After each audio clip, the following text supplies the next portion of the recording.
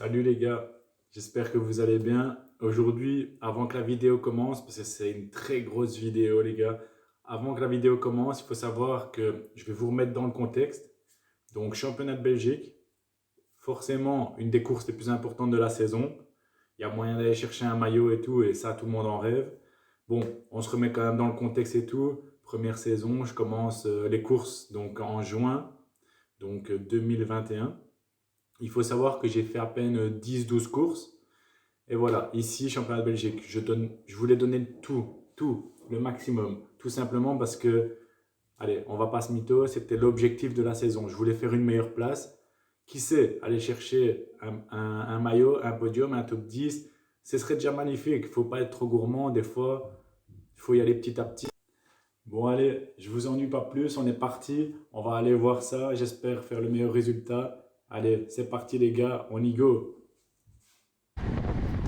Salut à tous les gars, j'espère que vous allez bien. Aujourd'hui on se retrouve pour une des courses les plus importantes de la saison. Et oui, je vous parle bien du championnat de Belgique. Tout le monde s'y était préparé, donc ici on y est directement. Je vous ai mis la vidéo à partir, on arrive dans les deux derniers tours, tout simplement parce que championnat de Belgique, tout le monde voulait le maillot, c'était une des courses les plus importantes, tout le monde s'y était préparé. Donc forcément le peloton, ça n'a pas forcément roulé. En fait, aucune échappée, on laissait partir aucune échappée, c'était super important. Et ici, on arrive donc justement au deuxième, enfin, il reste deux tours. Et là, en fait, on est tout devant le peloton et on voit, ça commence à partir. Sauf que moi, mon objectif, c'était absolument de ou pouvoir la jouer au sprint pour avoir un maximum de chance, étant donné que je suis plutôt style sprinter, ou surtout ne pas laisser partir une échappée pour que même ceux de l'équipe puissent avoir leur chance. Donc ici on voit donc, hein, on vient de passer la ligne d'arrivée et là on voit qu'une petite échappée part, il y a 5-6 coureurs devant. Sauf que là moi je me dis non, je ne peux pas forcer, ça sert à rien de me cramer non plus 2 tours avant, c'est pas à moi de rouler. Il faut que je reste devant, donc je suis à peu près tout le temps dans les 2-3 premiers du peloton. Mais il ne faut pas non plus que je fasse moi-même l'effort pour revenir, c'est pas mon rôle. Donc voilà, ici, on voit, on est ici derrière le numéro 57, vous allez voir le travail de fou qu'il va faire. Pourtant, il a l'air léger et tout, mais la puissance qu'il a, c'est dingue. Donc, on va rester dans sa roue. Et vous allez voir, il ne va même pas demander de relais ni rien. Il était vraiment chaud, je me suis même demandé, je dis, mais la puissance qu'il a, c'était impressionnant. Donc félicitations à lui, vraiment un très bon coureur.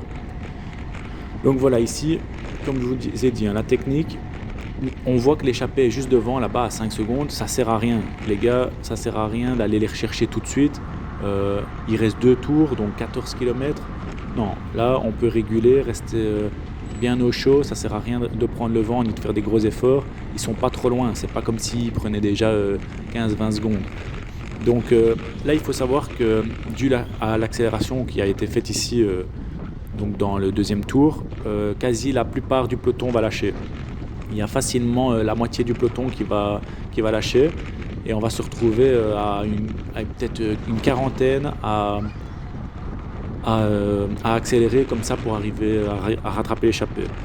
Donc voilà, ici on voit que ça tire à fond, hein. On est déjà à 3, 4, 500 watts. Là ça monte fort, donc en plus ici. Donc la ligne droite que vous voyez ici, on l'a en plein vent de face. Mais le vent, il était monstrueux. D'ailleurs, vous allez voir au niveau de la météo, c'était vraiment la course était exagérée.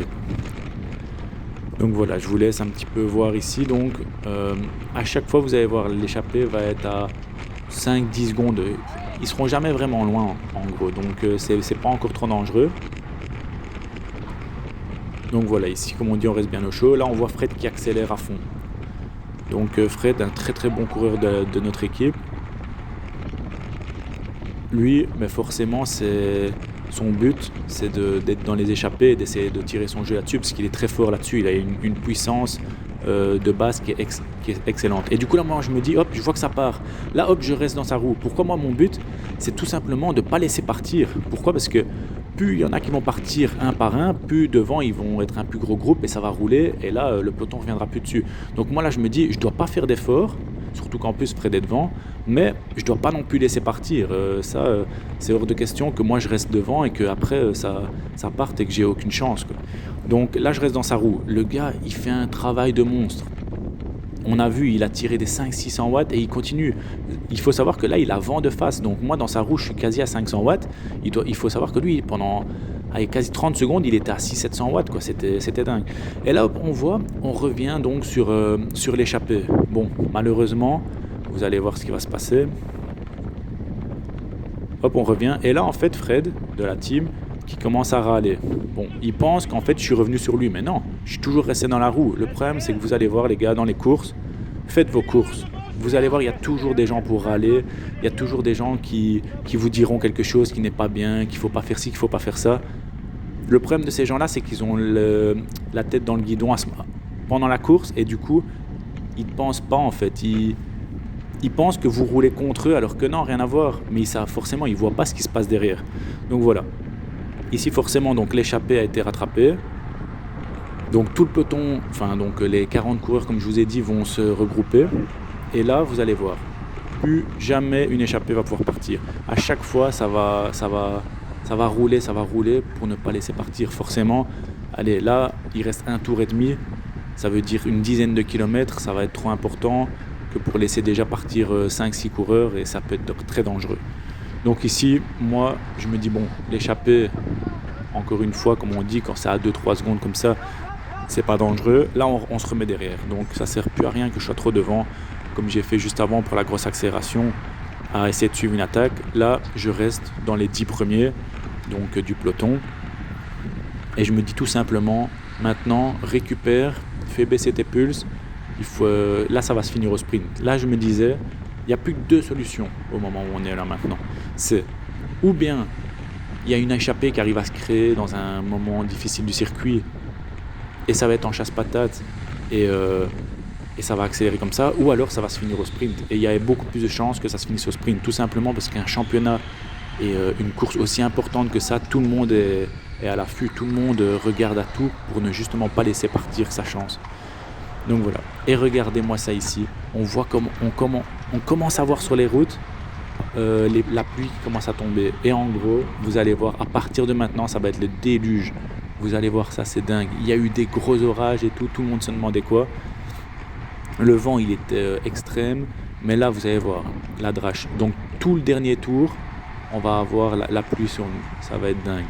Vraiment des conditions climatiques de fou.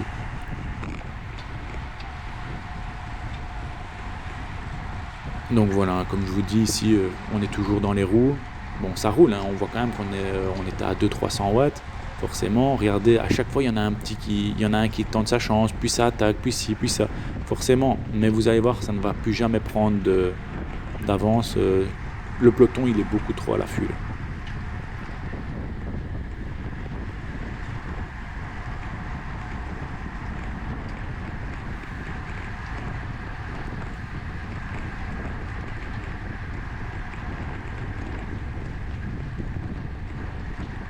Donc voilà, on voit la route qui commence à être de plus en plus humide. Donc là, il va falloir faire attention aussi parce qu'il y avait quand même... Le circuit était très très roulant, mais il y avait quand même quelques endroits où valait mieux faire attention parce que la roue, elle glisse très vite, surtout quand la route est mi-humide comme ça, où ça peut vite partir, quoi. Donc on voit, hein, d'ailleurs, il y en a qui commencent à faire attention même dans la descente ici. Forcément, on arrive à du 50-55 km/h. Donc les gens font quand même attention.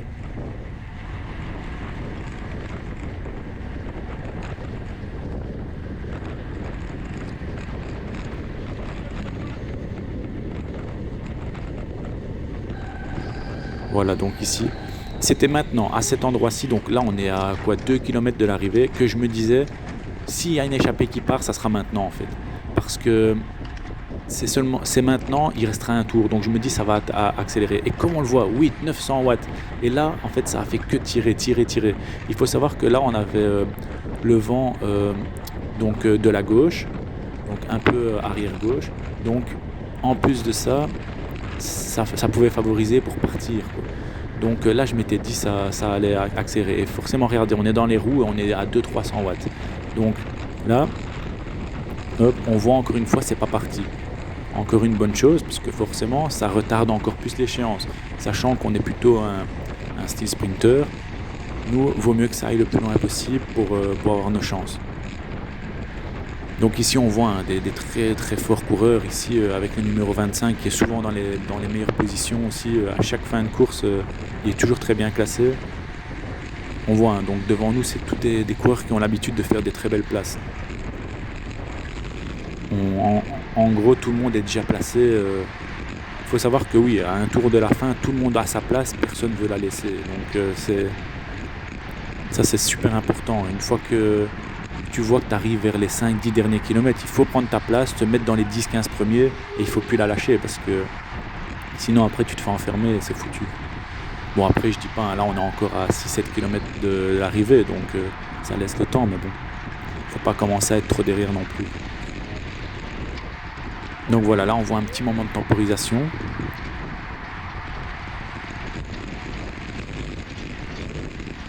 Le temps qui n'arrange rien forcément, c'est gai pour personne, on est tous en cours donc il faut savoir qu'on se les gèle quand même. Ça fait jamais plaisir d'avoir la pluie qui nous tombe dessus, mais là ça va encore, hein. Vous allez voir après, on va moins rigoler. Là en fait on se dit, ça va, c'est juste une petite pluie, ça passe, c'est pas grave, quand on voit le ciel c'est pas non plus un truc de dingue, mais en fait, vous allez voir après le temps, c'est vraiment à se dire, mais pourquoi on fait ce sport? C'était dingue. Donc voilà, ici, hop, là c'est la dernière ligne droite avant la ligne d'arrivée, donc après il reste encore un tour, hein, mais comme ça vous voyez un petit peu, hein. C'est pour ça que j'ai voulu vous mettre les 2 derniers tours, comme je vous ai dit, pour que vous voyez vraiment l'action de la course. Et je vous les ai mis en entier, je sais bien que la vidéo sera plus longue, mais il faut vraiment kiffer le moment parce que c'est vraiment impressionnant à voir. Vous allez voir, vous allez voir toute la préparation, etc. C'est important. Et donc ici, hop, vraiment c'est les 700-800 derniers mètres avant l'arrivée. Donc forcément après il reste un tour, hein, mais je veux dire, comme ça vous voyez. Là je vais me mettre sur le côté droit de la route et je vais jeter un de mes bidons, tout simplement parce que je voulais être au plus léger possible et j'avais encore un bidon complet et encore un petit peu dans mon autre, donc je me suis dit je vais en lâcher un complet. Comme ça, de toute façon avec le peu qui restait dans l'autre, ce serait assez. En général maintenant les gens ils commencent à prendre ou un gel ou une barre, ils s'alimentent bien, ils boivent bien, parce que regardez, vous voyez, ça a fameusement diminué le tempo, donc c'est maintenant, il faut s'alimenter, boire parce que ça va commencer à accélérer et il faut avoir toutes les ressources nécessaires avant le final. Donc ici on voit un fort humide sur les routes, vaut mieux aller tout doucement, ça tout le monde faisait vraiment attention, ça serait con de faire une grosse chute à ce moment-là.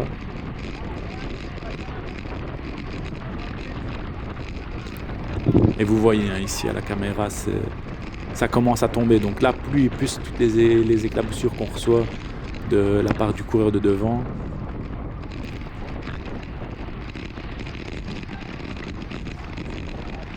On va dire j'ai la chance, c'est que la GoPro, à part avoir des petites gouttes à chaque fois, j'ai jamais eu la GoPro qui était en mode visibilité à 0. Donc heureusement, on va quand même savoir voir toute la course.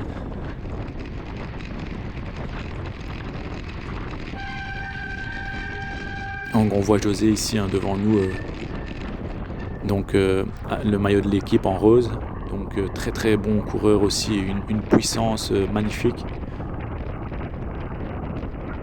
Donc voilà, regardez ça, hein, le temps c'était à dégoûter. Là on était là, il faut savoir que là on avait le vent en pleine face, on avait la pluie qui nous tombait dessus, il fallait y aller, il faut rien lâcher. C'est justement dans des climats comme ça qu'il faut pas lâcher en fait. Il faut se dire voilà, tout le monde a dur là, c'est gai pour personne, mais il faut donner, il faut y aller. C'est justement maintenant qu'il faut rien lâcher, c'est trop important, surtout une course pareille.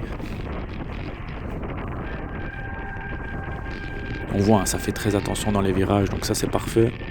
Et les relances, boum, on repasse à chaque fois des quasi 1000 watts, hein, vous voyez 800-900 watts. Et là, donc on est dans la fameuse portion que je vous disais, hein, donc vent de face, et ça va carburer, hein. Regardez, vent de face, 40 km/h.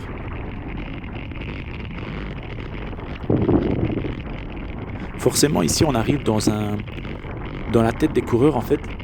Il y a les sprinteurs qui veulent que ça arrive jusqu'au bout et il y a ceux qui sont plutôt bons en échappée et tout, qui veulent absolument partir, forcément, parce que c'est leur chance pour aller chercher la victoire. Donc il y a vraiment deux stratégies de course qui peuvent être mises en place, et c'est ça qui est beau aussi dans ces finales-là, c'est que on se dit c'est jamais pareil, c'est ça qui est magnifique.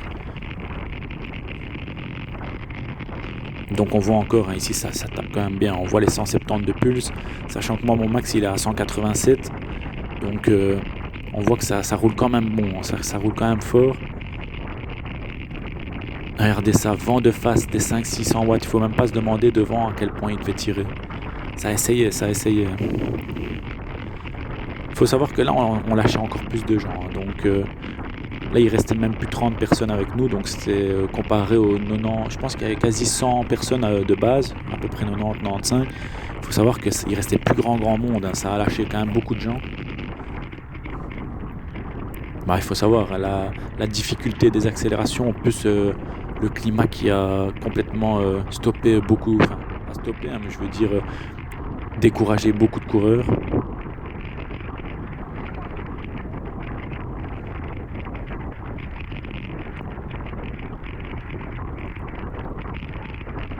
Donc encore une fois ici je vais vous expliquer un petit peu l'interface tant qu'on est là, on a le temps. Donc là on arrive dans 5-6, même pas dans 4-5 km c'est l'arrivée. Il faut savoir que donc je vous ai mis le circuit. Donc il y a en bas à gauche vous avez les km/h et la pente, donc là par exemple 1%. Il y a la distance, la durée, donc faites pas attention, malheureusement sur la vidéo ici ça n'a pas été mis correctement. Quand j'ai fait le montage, ça a complètement bugué, donc je me suis dit c'est pas grave. De toute façon, en tout, hein, la course elle a fait 80 km et on a fait ça en 1h51. J'ai regardé, on était à 42 km/h de moyenne. Donc en bas à droite, vous avez la cadence avec les watts. Très important, les watts c'est la puissance que vous donnez sur vos pédales pour avancer. Il y a les battements par minute, donc votre cardio. Et en haut, il y a la température. Donc, vous voyez, 13 degrés. Il faut savoir qu'à ce moment-là, on était en août. Ouais. Début août, la course du championnat de Belgique. Donc 13 degrés. On a, comme par hasard, en août en Belgique, il pleut quand même. Il fait dégueulasse, mais on avait la température, on n'avait pas à se plaindre. Donc voilà.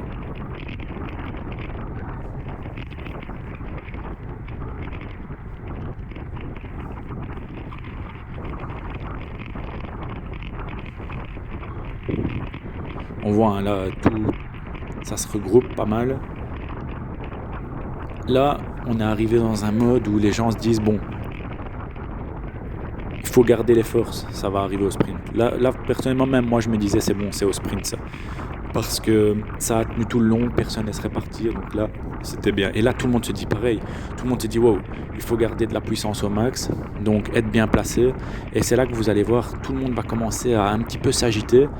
Et ça, on voit souvent dans le final des courses, c'est qu'il y en a beaucoup qui perdent leur sang-froid ni rien, parce que franchement, ça roule bien, et ça, j'ai rien à dire. Les coureurs sont fort conscients, et ça, c'est vraiment chouette, parce qu'ils commencent pas à prendre de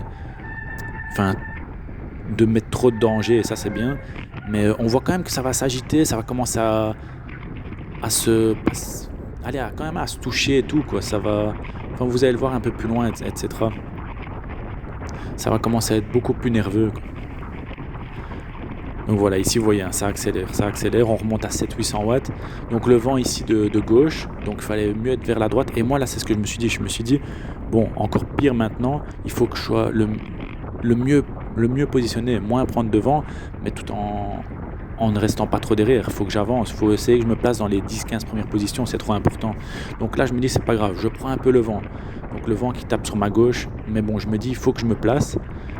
Je vois bien que je suis très mal placé, mais bon, ça va. Là, l'effort, il est pas trop intense. Donc on voit un numéro 27, un des frères Kouman, c'est ceux qui gagnent tout, ils sont extrêmement puissants. Lui et son frère, c'est vraiment deux machines de guerre.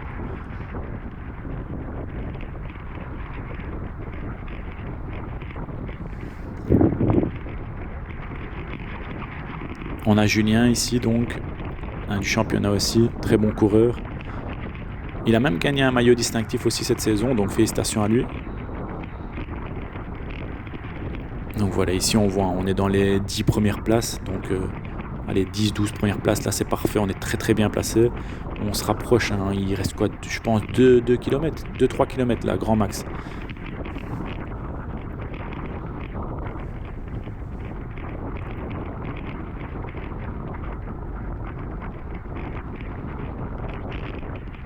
Donc là on voit hein, devant nous avec le maillot de l'équipe, donc 2 coureurs devant nous en rose là. On a Raphaël, donc le sprinter de la team, très très puissant. Et moi là en fait je vais me dire dans ma tête, je vais me dire bon, là je suis dans les bonnes roues, il y a tous les meilleurs coureurs qui sont devant, qui sont bien placés. Je vais me mettre dans la roue de Raph, tout simplement parce que quand tu es en équipe, ça aussi c'est un avantage, c'est que il faut toujours essayer de rester avec ceux de ton équipe, parce que forcément tu peux avoir un train plus important. Et là je me dis, je vais essayer de ne plus lâcher sa roue à partir de maintenant, ou du moins ne pas être trop loin, parce que je sais très bien que lui il se place très bien. Et regardez là, le numéro 27, le numéro 25 et Raph. Donc 3 coureurs excellents, mais vraiment excellents. Et je me dis là, je suis dans les super bonnes roues, je suis très bien placé. On va arriver dans quasi la dernière ligne droite de l'arrivée. Il faut que je reste là.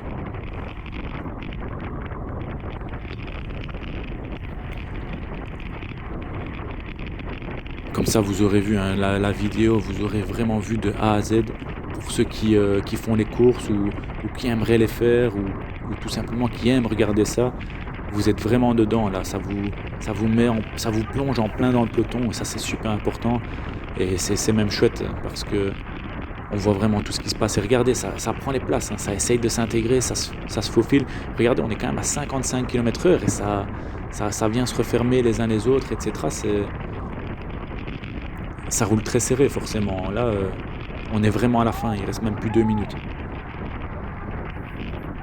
Et là, je me dis dans ma tête, je fais où? Là, il faut que je fasse attention parce que moi, j'aime. C'est pas que ça me dérange pas de frotter ni rien, mais je me dis toujours dans ma tête, la sécurité, c'est super important. J'ai pas envie d'aller me péter ou de péter quelqu'un et de m'en vouloir après parce que j'ai fait cette action. Non, je me dis, je préfère être prudent, mais il faut toujours quand même savoir se positionner. Il faut pas être dans l'extrême en mode trop dangereux, mais il faut pas être en mode trop prudent et laisser trop passer ses places, quoi. Donc, et là, je me dis, bon, Raph, il est devant, il faut que je récupère, quoi. Il faut que je me remette plus près de sa roue et que je sois mieux positionné. Parce que voilà, le but c'est d'essayer d'être dans les 10 premiers au moment du sprint, pas d'être dans les 15, 20 premiers. Faut essayer d'être le plus devant possible sans prendre trop le vent. Donc on dit en général entre les 5 et la 10e place c'est le top. Et voilà, et là on arrive dans la dernière ligne droite les gars. Et là je suis super bien placé. J'ai Fred qui est juste devant, Raph juste devant à gauche. Donc là les deux gars de ma team, donc en rose comme vous voyez, qui sont là juste devant moi. Et là, je vais plus lâcher la roue de Raph. Là je suis conditionné, je suis en mode, bon, dernière ligne droite, il reste quoi 700-800 mètres là. Je reste dans sa roue et je me dis, voilà, il faut que j'y aille.